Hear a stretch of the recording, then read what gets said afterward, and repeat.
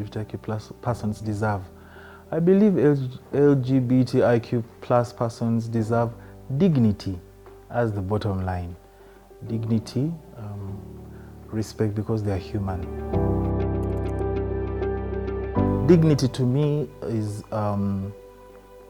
being able to live my life fulfilled as a human being. Like every other human being would want to have their lives to be.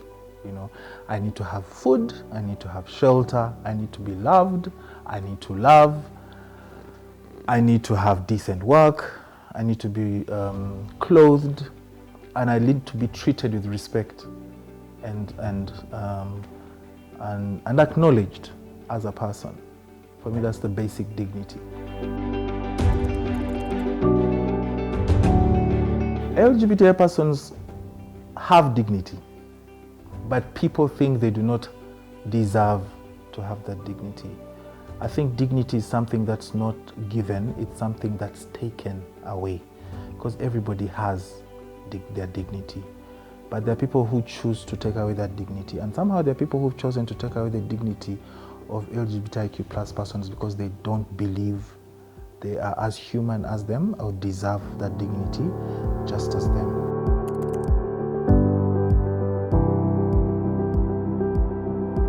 Yes, it's been taken away through abusing them, through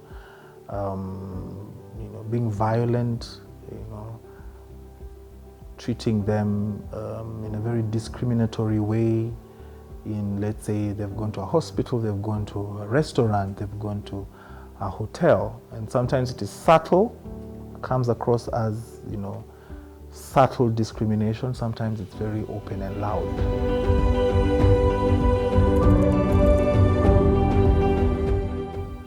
Yeah, there are many ways the LGBT community is working to restore that dignity. We've had the LGBT community go to court so that court can pronounce itself on, do I have a right to my privacy, for example.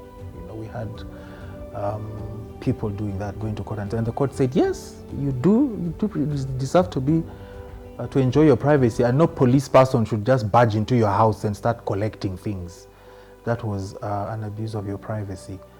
There are people who are working behind the scenes to say to the authorities, look, this is not how you treat us, so do it differently. Follow the regulations. When you put me in jail, after a certain number of hours, I'm supposed to get bail, and so on. There are people who are doing that for the community. And there are people who are quiet, and there are people who are very assertively pronouncing themselves. Like the person who won the David Kato award this year, I forget their name. Hillary. Yes. People like that one who are blasting Twitter away and saying, you must respect the dignity of the community. Both here, people are working, abroad, everyone is working.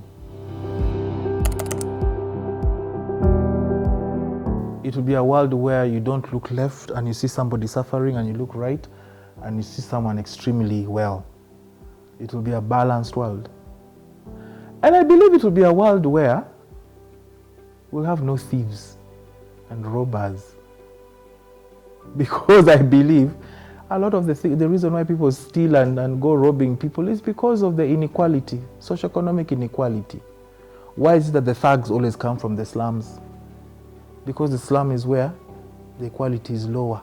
They are on the tipping scale. A world where everyone would be friends or friendly, respectful. That is a world where dignity would reside, to me.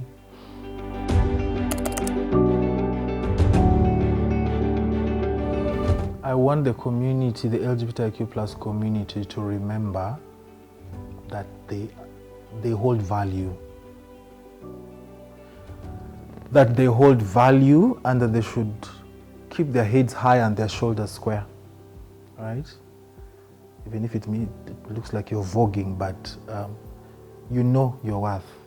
Keep your head up high. Let nobody, absolutely nobody, not even a politician or a member of parliament, make you feel like you're trash. Because even MPs know how it feels to be abused, because they've also been called trash.